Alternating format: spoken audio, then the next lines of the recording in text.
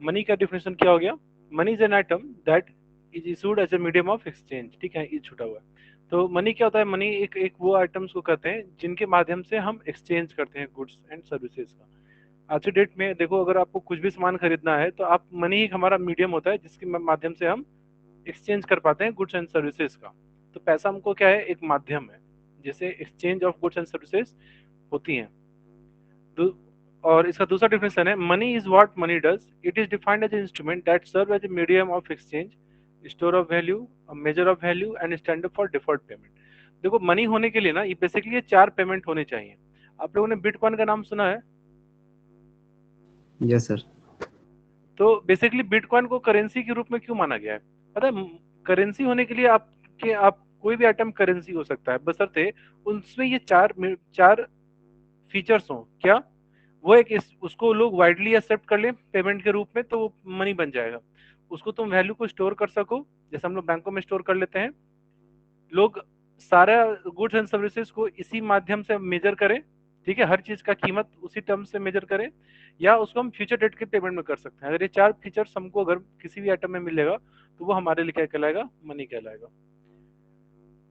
Functions of money, तो money का definition ही money का चार फंक्शन है। जैसे मनी को हम एक्सचेंज के माध्यम में यूज करते हैं, पैसे को हम स्टोर कर सकते हैं बैंकों में, ठीक है, घर में भी। मनी को मनी के टर्म्स में हम हर कमोडिटीज की वैल्यू को क्या करते हैं? मेजर करते हैं, ठीक है, ये सस्ता है, अच्छा है, महंगा है, ठीक है। और डिफर्ड पेमेंट हो गया कि हम फ्यूचर डेट के पेमेंट भी हम इसी के थ्रू करते हैं। चलिए, तो सबसे पहले मनी का ओरिजिन क्या हुआ? तो मनी का ओरिजिन समय टाइम टू टाइम पीरियड काफी ज्यादा चेंज होते हैं, ठीक है। तो सबसे पहले कम्युनिटी मनी था जिसमें बार्टर सिस्टम आप जानते होंगे। बार्टर सिस्टम क्या था कि गुड्स के बदले में क्या होता था? गुड्स दिए जाते थे, तो वो था कम्युनिटी मनी। वहां पर एक वस्तु ही मनी है, ठीक है। दूसरा फिर उसका समय आया मेटेलिक मनी का, जहाँ पे gold coins, silver coins, copper coins, सब हिस्ट्री में आप लोगों ने पढ़ा होगा, कॉइन्स की यूज किए गए। फिर आया हमारा पेपर मनी, ठीक है। पेपर मनी बेसिकली क्या हो गया कि जैसे आप लोग मतलब नोट्स वगैरह हो गए, आज से अगर 20-25 साल, 15-20 साल पीछे जाओ तो नोट्स थे। और आज के टाइम पे क्या चल रहे हैं? Bank money. बैंक मनी में जो डेबिट कार्ड हो गए, क्रेडिट कार्ड हो गए, इसको तुम प्लास्टिक मनी भी हम इसको कहते हैं, ठीक है। अब तो डिजिटल मनी हो चुका हुआ है, नया फॉर्म है मनी का, डिजिटल मनी हो गया हुआ है कि आप भीम और यूपीआई पेमेंट है। तो ये भी तुम्हारा क्या है? मनी के अलग अलग फॉर्म है। तो बैंक मनी क्या हो गया कि हम चेक के थ्रू करने, डेबिट कार्ड, क्रेडिट कार्ड के थ्रू करने आज के डेट में कर रहे हैं। तो ये तुम्हारा बैंक मनी, जहाँ पे आपको अब एक्चुअल कैश भी कैरी करने की जरूरत नहीं है, ठीक है। Barter system of exchange important topic है। तो बार्टर सिस्टम ऑफ एक्सचेंज क्या था कि एक एक्सचेंज सिस्टम था जिसमें एक गुड्स के बदले में दूसरा गुड्स दिया जाता था, ठीक है। It is also known as C to C economy, consumer to consumer नहीं, कम्युनिटी फॉर कम्युनिटी, वस्तु के बदले में वस्तु। हिंदी में उसको वस्तु विनिमय नियम किसको कहते हैं, ठीक है।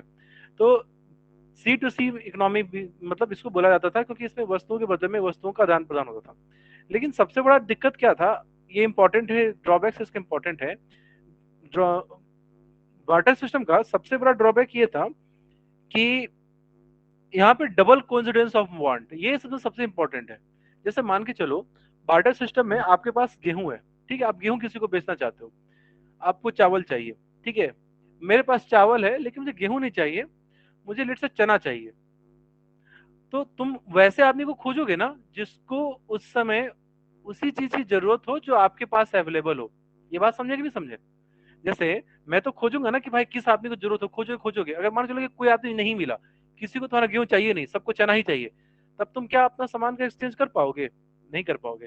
तो तुमको ये जो डबल कॉन्फिडेंस कि आप जो बेचना चाह रहे हैं उसी समय पे कोई ऐसा आदमी आपको मिल जाए जिसको वही चीज की जरूरत है, इसको कहते हैं कोइंसिडेंस। ये कोइंसिडेंस की तलाश होती है। तो ये सबसे बड़ा दिक्कत इसका ये था, डबल कॉन्फिडेंस मिलता ही नहीं था आदमी, ठीक है। चलिए, दूसरा है तुम्हारा lack of common unit of value. देखो, जैसे आज के डेट में हम लोग पैसा एक ऐसा मतलब एक माध्यम है जिसमें हम हर चीज की वैल्यू के यूनिट को हम मेजर करते हैं कि एक सामान कितनी है, एक कॉमन यूनिट है। बार्टर सिस्टम में ऐसा नहीं था।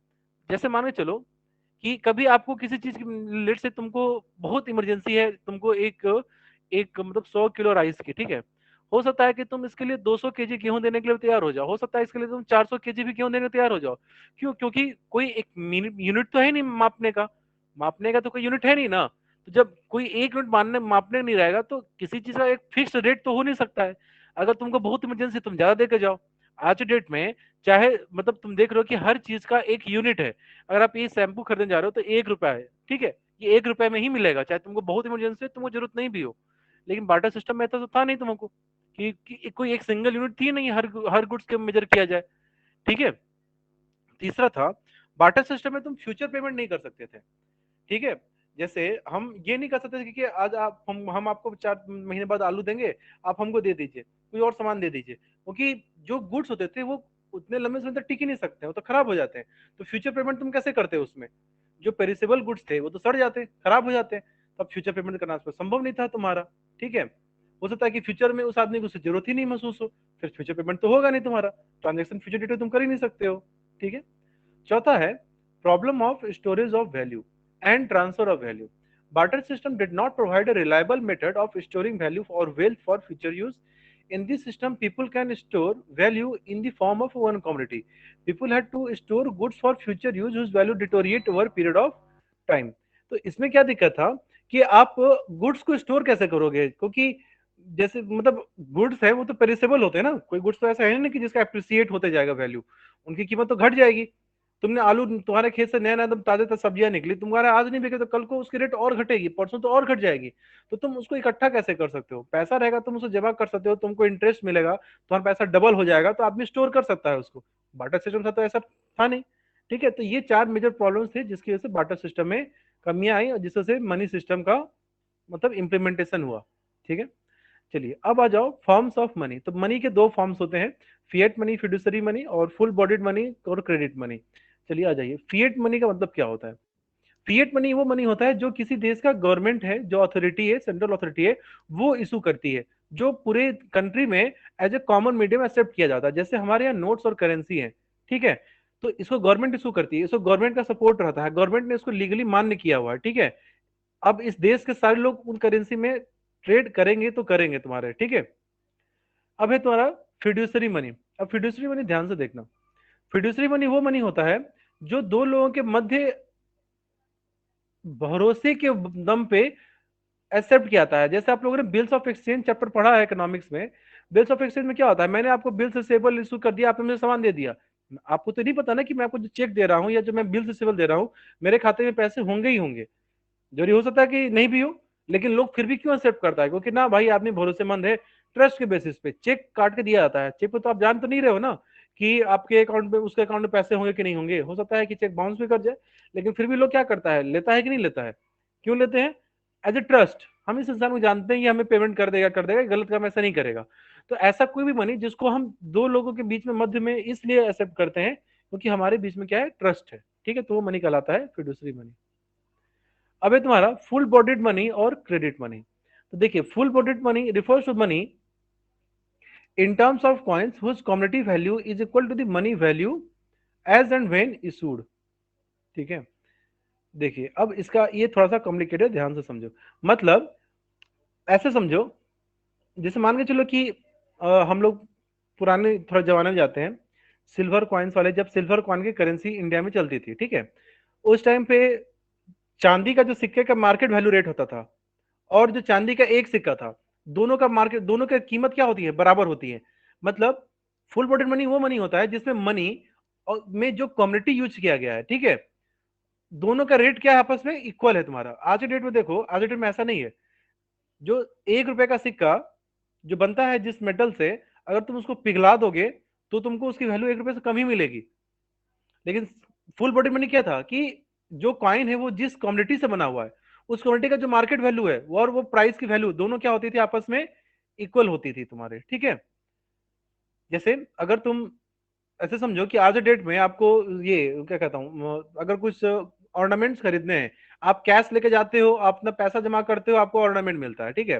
पुराने जमाने में होता है कि अच्छा ये 1 किलो का चांदी का सिक्का है, मेरा 1 किलो चांदी का है, इसका रेट तो 1 किलो चांदी का जो रेट है वही इस सिक्के की भी कीमत वही है, तो आप सिंपली एक सिक्का देते, आपको उसके बदले में वो सामान मिल जाता, उतने वर्थ का, उस मार्केट वैल्यू का सामान। तो ये होता है फुल बॉडी मनी, जिसमें जो भी करेंसी है, जो भी कॉइन है, उसमें जो कम्युनिटी लगा हुआ उसका जो मार्केट वैल्यू है वही उस कॉइन की भी वैल्यू हो जाती है, ठीक है। यही इसीलिए यहाँ कहा है money value is equal to commodity value, ठीक है। चलिए अब इस आता है क्रेडिट मनी। क्रेडिट मनी होता है जहां पे, जो आज के टाइम में चल रहा है, क्रेडिट मनी वो मनी हो गया जहां पे जो मनी का वैल्यू है वो ज्यादा है as compare to commodity value. Credit money refers to that money of which money value is more than the commodity value. मतलब जैसे 1 रुपए का जो सिक्का आप देख रहे हो आज के टाइम में, वो 1 रुपए के सिक्का अगर आप पिघलाओगे, वो जिस भी वस्तु से बना हो, उसमें आपको मुश्किल से आपको 50 पैसे या 40 पैसे या 30 पैसे मिलेंगे. तो यहाँ पे इसकी कम्युनिटी वैल्यू से ज्यादा वैल्यू है इस 1 रुपए के सिक्के की, इसीलिए लोग इसको पिघलाते नहीं है. पुराने जमाने तो लोग चांदी के एक सिक्के को ही पिघला के उसका करेंसी या उससे ज्यादा ही हो सकता कि बना दिया जाता था. ठीक है. तो क्रेडिट मनी वो मनी हो गया जहां पे मनी की वैल्यू कम्युनिटी वैल्यू से क्या है, ज्यादा है. और फुल बॉडी मनी वो मनी होता है जहां पे मनी की वैल्यू और जो कम्युनिटी की वैल्यू है दोनों क्या होते हैं, आपस में बराबर होते हैं. ठीक है. इसके बाद आता है हमारा सप्लाई ऑफ मनी. तो सप्लाई आपने हम लोगों ने पढ़ा, ये कैसा कंसेप्ट है, स्टॉक कंसेप्ट है, क्योंकि ये per unit of time, period of time पे चेंज होते रहता है. तो सप्लाई ऑफ मनी क्या हो गया कि एक किसी निश्चित टाइम पीरियड में एक देश के द्वारा जो जो भी उनके जो कॉमन पीपुल हैं उनके द्वारा रखा गया टोटल पैसा का स्टॉक, टोटल कितना पैसा वो लोग होल्ड कर रहे हैं अपने पास, ये होता है सप्लाई ऑफ मनी. देखो याद रखना, यहाँ पे वर्ड क्या बोला, पीपल. यहाँ पे ना बैंक आया, ना आरबीआई आई है, ना गवर्नमेंट आई है, क्योंकि ये लोग क्या करते हैं, करेंसी की इनके पास सप्लाई करते हैं, ये इनका काम सप्लाई करना है, तो इनके पास अनलिमिटेड सप्लाई, इनके पैसे को नहीं जोड़ा जाता है. किसके पैसे को जोड़ा गया, जो भी देश में जो भी पीपल लोग वगैरह रह रहे हैं उनके द्वारा एक किसी भी पॉइंट ऑफ टाइम पे तुम मेजर करोगे कि टोटल कितना पैसा उन्होंने हेल्ड किया अपने पास, वही होता है supply of money. It is important to note that supply of money doesn't include, इसको अंडरलाइन कर लेना, ये इंपॉर्टेंट है. सप्लाई ऑफ मनी में क्या क्या इंक्लूड नहीं होता है, stock of money held by the government, stock of money held by the banking system of the country, क्योंकि बैंकिंग सिस्टम और बैंक दोनों क्या है, सप्लायर है, इनका काम है मार्केट में सप्लाई करना. ठीक है. And the stock of money held by the suppliers of money is never treated as part of supply of money in the country. इसीलिए जो लोग सप्लायर होते हैं मनी के, उनके पास जो पैसा है उसको कभी भी काउंट इसीलिए नहीं किया जाता है. ठीक है. यहां तक क्लियर है आप लोग को, फटाफट बोलना, आगे बढ़ेंगे फिर. यहां तक किसी को कोई दिक्कत? सर फुल बॉडी थोड़ा सा नहीं समझ में आया. फुल बॉडी मनी वो हो गया. अभी मैंने क्या बोला, जैसे तुमने एक सिल्वर कॉइन तुमने लिया, चांदी का सिक्का, मार्केट में भी चांदी का जो रेट है मान के चलो कि 250 रुपया है. ठीक है, एक कॉइन. तो ये जो एक जो कॉइन है, ये जिस कम्युनिटी से बना हुआ है, इसकी भी कीमत कितनी है. अगर तुम चांदी के सिक्के को पिघला के मार्केट में ले जाओगे तो तुम्हें कितने मिल जाएंगे, 250 रुपीज मिल जाएगा. मतलब इस पैसा का मार्केट वैल्यू के बराबर वर्थ है. ठीक है. अगर ये गोल्ड कॉइन होता, अगर चांदी का सिक्का होता, 10 ग्राम चांदी का सिक्का होता, तो जो तुम मार्केट में जो गोल्ड का रेट चल रहा होगा वही रेट इस कॉइन का भी हो जाएगा. क्यों? क्योंकि ये जिस वस्तु से बना है, जैसे यहाँ पे गोल्ड है, इसका मार्केट रेट भी यही है तुम्हारा. ठीक है. लेकिन हम ये करें, जो तुम्हारे पास सिक्का है 5 रुपए का, तुम उस 5 रुपए के सिक्के को पिघला के कोई मेटल बनाओगे, मार्केट में जाओगे, कोई तुमको 5 रुपए देगा उसका, है ना? No sir. नहीं देगा. क्यों? क्योंकि जिस भी जो भी कम्युनिटी से बना है उसकी कीमत उस 1 रुपए से, करेंसी की वैल्यू से क्या है, कम है तुम्हारा. यही है तुम्हारा कंसेप्ट. दोनों में कंसेप्ट यही है कि ये जो कॉइन, जो सिक्का किस चीज से बना, क्या इसका रेट मार्केट रेट के बराबर है या इससे कम है. अगर इसका रेट मार्केट रेट के बराबर होता है, इसका जो मनी वैल्यू है वो उस जिस वस्तु से बना है उसके मार्केट रेट के बराबर है, तब ये कहलाएगा तुम्हारा फुल बॉडीड मनी. और जो भी कॉइन जिस कम्युनिटी से बना है, ठीक है, उस कम्युनिटी का जो वैल्यू है उस मनी वैल्यू से क्या है, कम है, तब ये कहलाएगा क्रेडिट मनी, जो हमारे जो हम लोग करेंसी जो हम लोग यूज करते हैं. ठीक है. जी सर. चलिए, अब मनी का सप्लाई क्या हो गया कि किसी भी एक दिए गए टाइम पीरियड में जो भी उसके पीपल ऑफ द कंट्री है जिनके पास जो टोटल पैसा है वही कहलाता है सप्लाई ऑफ मनी. इसमें इंक्लूड क्या क्या नहीं होता है, include the amount of money held by the government and the amount of money held by the banking system. क्यों? क्योंकि ये मनी के क्या है, सप्लायर है. अब मनी के सप्लाई को मेजर करने का फॉर्मूला क्या होता है, तो देखिए 4 बेसिकली फॉर्मूला है. ऐसे M0 भी होता है, M0 आप लोग को नहीं है ऐसे पढ़ना, अगर बुक में कहीं दिया हो तो देख लेना. M0 दिया हुआ है क्या, एक बार कोई बुक में देखो तो मैक्रो इकोनॉमिक्स मनी चैप्टर में, कि M1 M2 M3 M4 यही लिखा हुआ है. नो सर M0 नहीं. यस सर, नहीं है ना? ठीक, M1 से लिखा हुआ है. M1 से है ना. ठीक.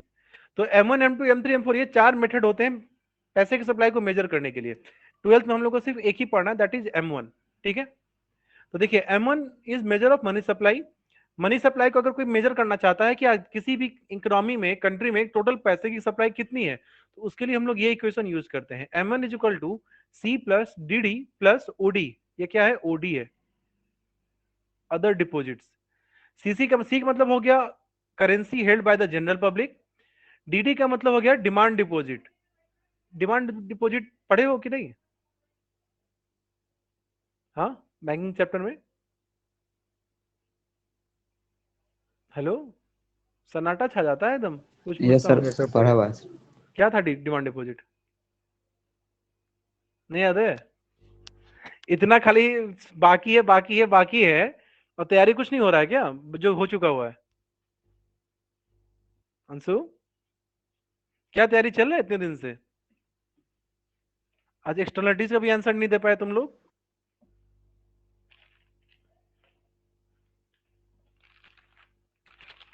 क्या क्या चैप्टर तुम लोग रिवाइज कर लिए हो इकोनॉमिक्स में, मैक्रो इकोनॉमिक्स में? सिद्धांत, मैक्रो इकोनॉमिक्स में कौन सा चैप्टर रिवाइज कंप्लीट हो चुका हुआ है? सबको बताओ अपना क्या तैयारी चल रहा है एग्जाम का। मैसेज में रिप्लाई करके भेजो सब कोई, आप लोगों ने क्या क्या रिवाइज कर लिया, तैयारी कर लिया।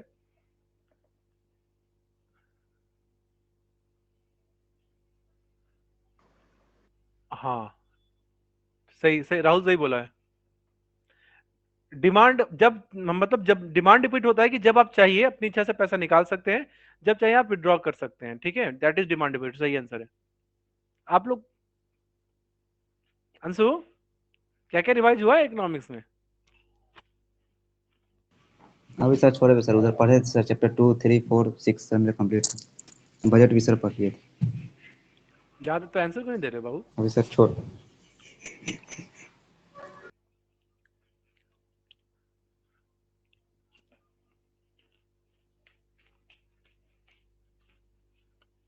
मैं तुम लोग का कल परसों तक पूरा ये तमन का पूरा सिलेबस कंप्लीट करा दूंगा। बुक आ गया है मेरे पास, तो हमको मुश्किल से 3-4 दिन लगेगा। आज कौन सा दिन है? आज फ्राइडे है ना, कल सैटरडे है, कल भी क्लास ले लूंगा दोनों टाइम, संडे को भी क्लास ले लूंगा, उसका तुम लोग का क्लास लेता हूँ फिर मैं।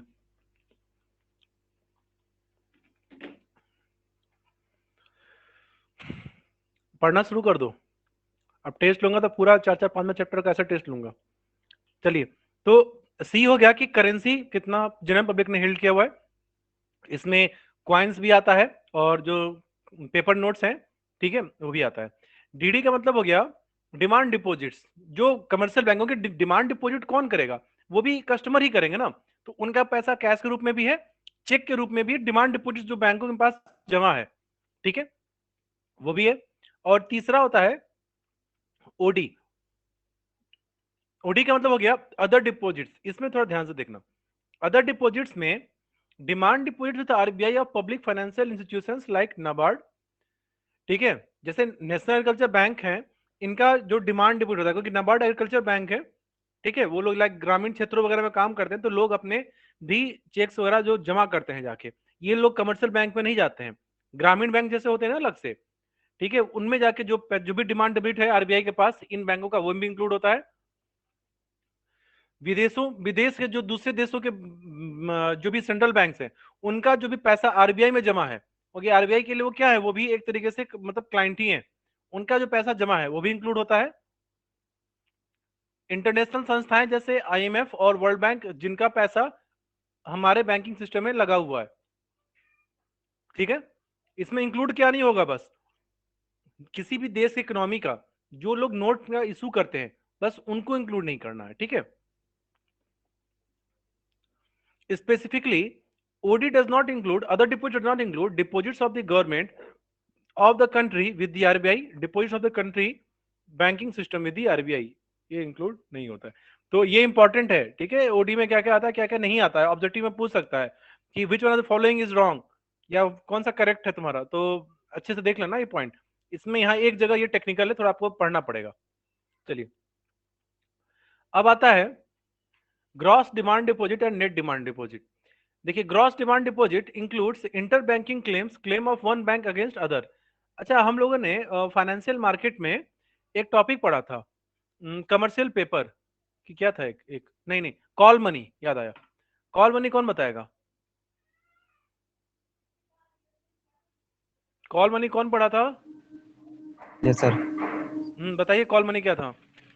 कॉल मनी सर वैसा मनी होता है जो कि मतलब जो मांगते हैं सर, फर्स्ट जो भी कॉल पे। तुम ये अकाउंटेंसी वाला दिमाग लगा रहे हो अंशु? हाँ सर, अकाउंट्स का ही सर ये है।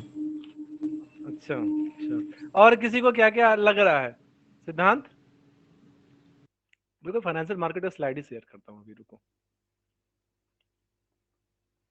सिद्धांत आंसर दो, कॉल मनी क्या पढ़े थे हम लोग फाइनेंशियल मार्केट में?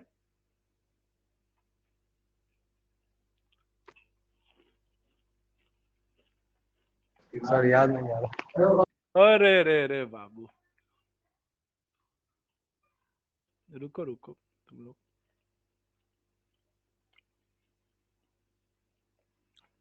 एक मिनट। स्लाइड दिख रहा है कुछ स्क्रीन पे आप लोग को?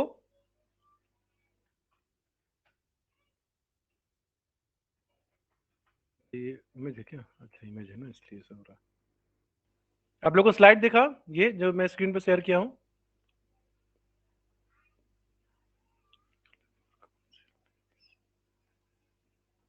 बाबू तो लोग, कॉल मनी सर जो बैंक को सर जरूरत पड़ता था तो दूसरे बैंक से लेता था वो। हाँ तो स्क्रीन पर दिख तो रहा है अब। अंशु कुछ याद आया अब? हाँ हाँ, सर दिखने से पहले याद आ गया। दिखने से पहले याद आ गया। अंशु, कौन सा कॉल मतलब तुम बोल रहे थे?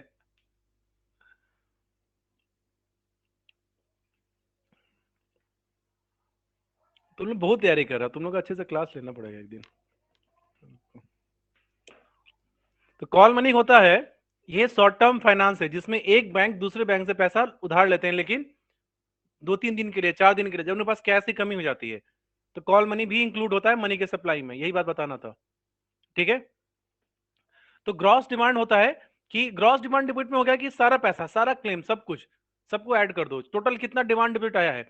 इसमें इंटर बैंकिंग क्लेम भी होता है ना, वो भी आ जाता है। लेकिन हम ये जान रहे हैं कि नेट डिमांड डिपॉजिट्स में बैंक का बैंक पे पैसा हम नहीं इंक्लूड करते हैं, ठीक है। तो net demand deposit does not include inter banking claims, मतलब हम यहाँ कॉल मनी का बात किया जा रहा है, उसको इंक्लूड नहीं करते हैं, कॉल मनी इसमें इंक्लूड हो जाता है, ठीक है। और नेट डिमांड डिपॉजिट ही मनी के सप्लाई में इंक्लूड होता है। जो हम लोगों ने ओडी पढ़ा भी अदर डिपॉजिट्स में, उसमें सिर्फ नेट डिमांड डिपॉजिट ही इंक्लूड होगा। चलो, अब अलग अलग डिपॉजिट्स पढ़ते हैं, टर्म डिपॉजिट और डिमांड डिपॉजिट।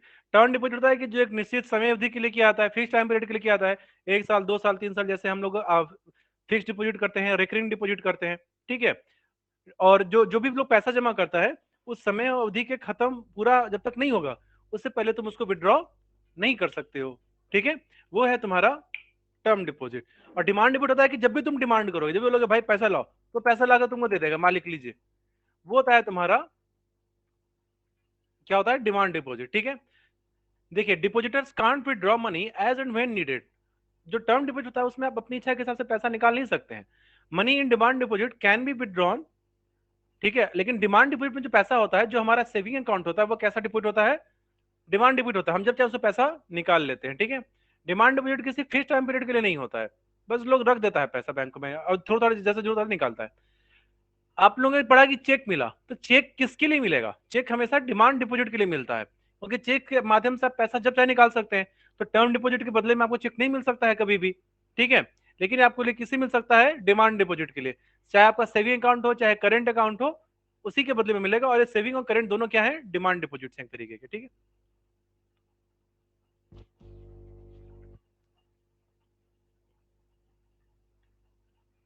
तो इसका मतलब जो टर्म डिपॉजिट होता है वो भी मनी सप्लाई में इंक्लूड नहीं होता। ये बात समझ गए कि नहीं समझ गए? टर्म डिपॉजिट मनी के सप्लाई में इंक्लूड क्यों नहीं होगा? क्योंकि वो डिमांड डिपॉजिट नहीं है, ठीक है। चलिए, अब अगला टॉपिक है हु सप्लाइज मनी। तो जान ही रहे हो, सप्लायर ऑफ मनी दो ही है, एक सेंट्रल बैंक है, एक आरबीआई है। सेंट्रल बैंक, सॉरी एक ही बात तो बोल दिया। सप्लायर ऑफ मनी है तो सप्लाई मतलब गवर्नमेंट भी करती है, किसके माध्यम से करती है, कमर्शियल बैंकों के माध्यम से। तो ये तीनों लोग क्या है, मनी के सप्लायर है, आरबीआई गवर्नमेंट और कमर्शियल बैंक्स, ठीक है। और आरबीआई इसमें क्या है, major principal supplier of money है। RBI issues currency on the basis of minimum reserve system. In this system reserves maintain a reserve of 200 crore in the form of gold and foreign securities of this reserve the value of gold must be 115 crore। जैसे क्या होता है ना कि अगर government issue करवाना चाहती है पैसा, अच्छा ये टॉपिक देखो तो नए वाले बुक में से हटा दिया है क्या, एक बार देख के बताओ तो मुझे, सप्लायर ऑफ मनी वाले टॉपिक में कि इंक्लूड करके दिया हुआ है। मैं सोचा कि काम का बातें पढ़ा दूंगा, मतलब ये सही चीज जानना चाहिए।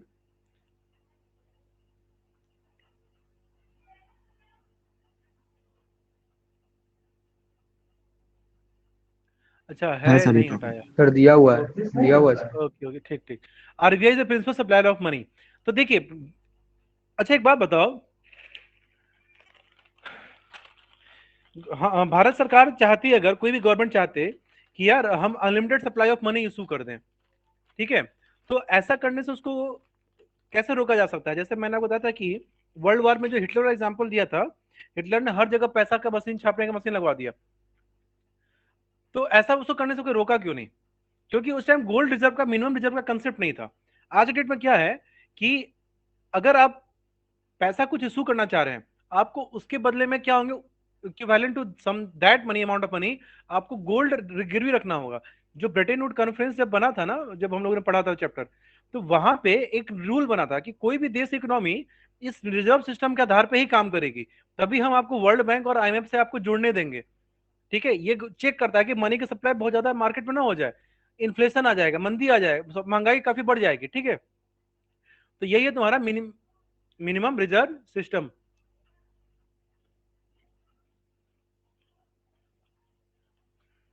तो मिनिमम कितना है, 200 करोड़, ठीक है, जिसमें से 115 करोड़ आपको गोल्ड के रूप में रखना होगा, और बाकी आपको फॉरेन सिक्योरिटीज, जो क्या कहते हैं, फॉरेन एक्सचेंज वगैरह हो गया, उसके फॉर्म में लोग रखता है अपने पास, ठीक है। इससे नीचे कभी नहीं जाना चाहिए आपका reserve. Commercial bank on the other hand, ये क्या है, ये एक मिनट जो,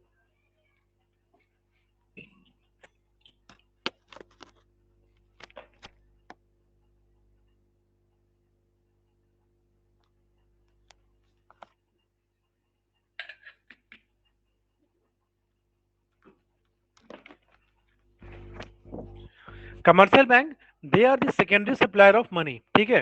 ये लोग तो कोई इशू कर नहीं सकता है पैसा, ये लोग क्या करते हैं, मार्केट में सप्लाई करते हैं, ठीक है।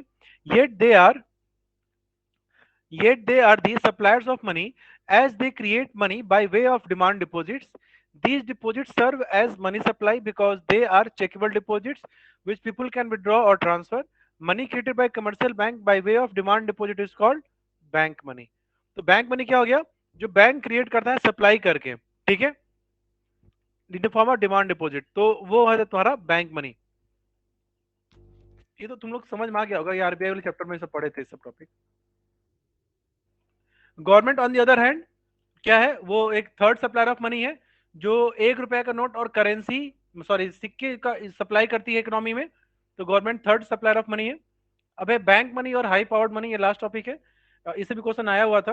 तो high powered money is the sum total of, bank money तो हम लोगों ने पढ़ लिया कि जो भी बैंकों के पास पैसा है in the form of demand deposit, that is known as bank money, ठीक है। और हाई पावर्ड मनी क्या हो गया कि कुछ नहीं है, मतलब इन तीनों का सम है। किसका किसका सम है, commercial currency held by the common people, उनके पास जो भी करेंसी हेल्ड है, vault cash by the commercial bank, जो हम लोगों ने क्या पढ़ा था, CRR, cash reserve ratio, CRR के रूप में जो पैसा जमा करके रखता है, सीआरआर को ही वॉल्ड कैश भी बोला जाता है, वो पैसा cash reserve of the commercial bank with the RBI. और जो रिजर्व का पैसा आरबीआई में बैंकों का जमा होता है, जैसे एक जनरल पब्लिक अपने पास रिजर्व, सॉरी, एक जनरल पब्लिक जब बैंक में पैसा जमा करते हैं तो कमर्शियल बैंक उनका कुछ रिजर्व के रूप में रख लेता है, उसी तरीके से जब कमर्शियल बैंक आरबीआई यहाँ अपने खाते पैसा जमा करते हैं, तो आरबीआई भी उनके कुछ पैसों को अपने पास रिजर्व रूप में रख लेता है, और बाकी पैसों को आरबीआई भी यूज करता है इन्वेस्टमेंट के पर्पज से, किसी को लोन देने के पर्पज से, दूसरे देशों को लोन देगा, तो वो भी रिजर्व का पैसा जो आरबीआई के पास कमर्शियल बैंक का है वो भी इंक्लूड होगा। कमर्शियल बैंक के पास जो अपना खुद का रिजर्व का पैसा है वो भी इंक्लूड होगा, और जो जनरल पब्लिक का जो भी करेंसी है उनका जो पैसा है, इन तीनों का सम जोड़ दोगे तो तुम्हारा क्या निकल कर आएगा, हाई पावर्ड मनी। तो ये था आप लोग का बैंक मनी टॉपिक। तो अब कंप्लीट हो गया ना तुम लोग का मैक्रो इकोनॉमिक्स। मैक्रो इकोनॉमिक्स सब कोई चैप्टर नहीं बच रहा आप लोग का? सर ये जो M1 यस कैलकुलेट करना है तो उससे क्वेश्चन आएगा क्या? अब देखो ऑब्जेक्टिव एग्जाम में है तो क्या पता मतलब पूछ दे कि which one of the following is the right calculation. तुम इस पे मत जाओ क्या आएगा क्या नहीं आएगा, तुमको नॉलेज चाहिए। तुमको बुक्स टॉपिक में एक एक टॉपिक दिया, तुमको हर किसी चीज के बारे में पूरा फुल अंडरस्टैंडिंग होना चाहिए। क्वेश्चन क्या आएगा नहीं आएगा अब इस पे मत जाओ। वो हम कहते नहीं आएगा आ जाएगा फिर क्या करोगे? क्वेश्चन तो मैं नहीं सेट कर रहा हूँ ना। किसी चीज को 10 तरीके से पूछा जा सकता है। और सीबीएसई बोर्ड है और बहुत गंदा एग्जाम हुआ था पिछले बार। बहुत बच्चों का परसेंटेज खराब हो गया था। तो रिस्क मत लो। एक एक टॉपिक एक एक चीज को अच्छे से चाट के जाओ, समझ के जाओ। ठीक है। तो आप लोग का आज इंडियन इकोनॉमी में चैप्टर कंप्लीट हो गया। और अभी कितना 2 चैप्टर और बच रहा है ना इंडियन इकोनॉमी में? ध्यान में है आप लोग को? सर। 2 चैप्टर ही बच रहा है ना, एक जो 1950 से 1990 का रिफॉर्म वाला था, और एक शायद इंफ्रास्ट्रक्चर या पॉवर्टी। कौन सा टॉपिक था?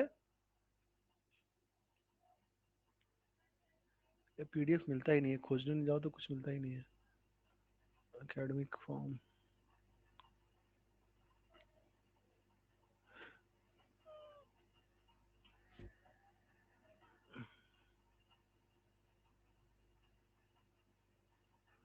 ये रहा, ये रहा इंडियन इकोनॉमी में। नहीं नहीं नहीं नहीं, तीन तीन चार, 4 टॉपिक है। बड़ा लंबा सिलेबस कर दिया है इंडियन इकोनॉमी का। ये रहा टॉपिक आप लोग का, देखो काफी लंबा टॉपिक है मतलब। ठीक है, 1 2 3 सुबह शाम क्लासेस ले लूंगा आप लोग के मैं।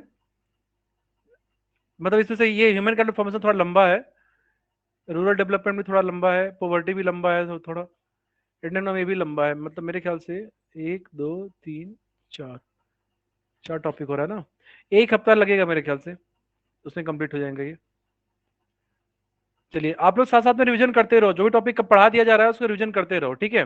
मनी एंड बैंकिंग हो गया, गवर्नमेंट बजट एंड इकोनॉमी हो गया, बैलेंस ऑफ पेमेंट हो गया। जा, इसमें वो पूछ ही नहीं रहा है।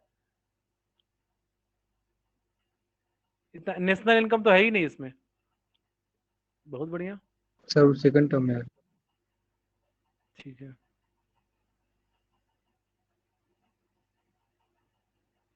इकोनॉमिक रिफॉर्म 1991,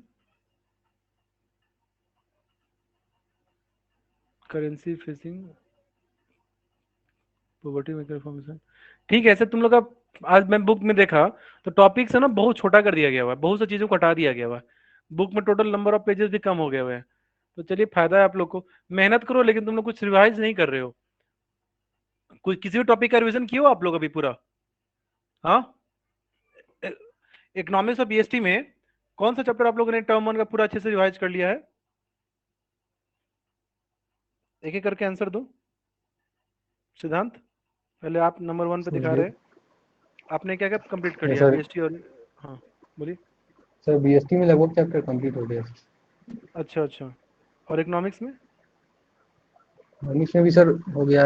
गवर्नमेंट बजट किए थे और सर इंट्रोडक्शन वगैरह का किए थे। अच्छा अच्छा, ये बताओ रिग्रेसिव टैक्स किसको कहते हैं? सर वो बढ़ता है सर, मतलब वैल्यू के साथ बढ़ता है। गरीब गरीब के हिसाब से ज्यादा लगता है, अमीर को कम लगता ऐसे मोटा मोटी पढ़े थे क्या? रिग्रेसिव टैक्स वो टैक्स होता है जिसमें टैक्स का बर्डन गरीब के मुकाबले, गरीब को ज्यादा देना पड़ता है कंपेयर टू रिच। ठीक है। अंशु, आपने क्या क्या पढ़ लिया है पूरा? इकोनॉमिक्स में सर चैप्टर 1 सर हम पढ़े थे, फिर गवर्नमेंट बजट पढ़े थे सर, और अच्छा एक और चैप्टर था सर, इधर 3 पढ़े थे, और सर उधर भी सर 2 चैप्टर पढ़े हुए थे। अच्छा, गवर्नमेंट पूरा पढ़ा। इन्फ्लेशन और डिफ्लेशन को कैसे कंट्रोल करता है? तुम हमको कुछ कोई फिजिकल पॉलिसी समझाओ हमको। अगर इन्फ्लेशन बढ़ा हुआ है तो गवर्नमेंट अपने तरफ से क्या चीजों को करके मतलब इन्फ्लेशन को एडजस्ट करेगी? एक तो आपने पढ़ा था कि मॉनेटरी पॉलिसी आरबीआई बनाती है, ठीक है। तो गवर्नमेंट इन्फ्लेशन और डिफ्लेशन सिचुएशन को कैसे एडजस्ट करता है? था ना पढ़ना फिजिकल पॉलिसी। सब कुछ सिचुएशन होगा तब तो सर कैसे बताएं। तो उसमें इन्फ्लेशन सर सिचुएशन इन्फ्लेशन था, इन्फ्लेशन डिप्रेशन। इन्फ्लेशन, हाँ इन्फ्लेशन है, तो बताओ गवर्नमेंट क्या करेगी।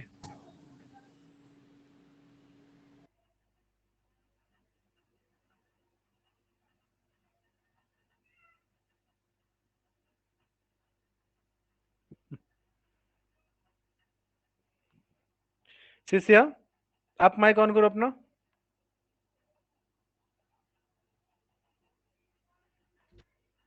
आपने क्या क्या पढ़ लिया है? अरे आवाज भी नहीं आया, माइक ऑन करके ऑफ कर लिया। माइक ऑन करो।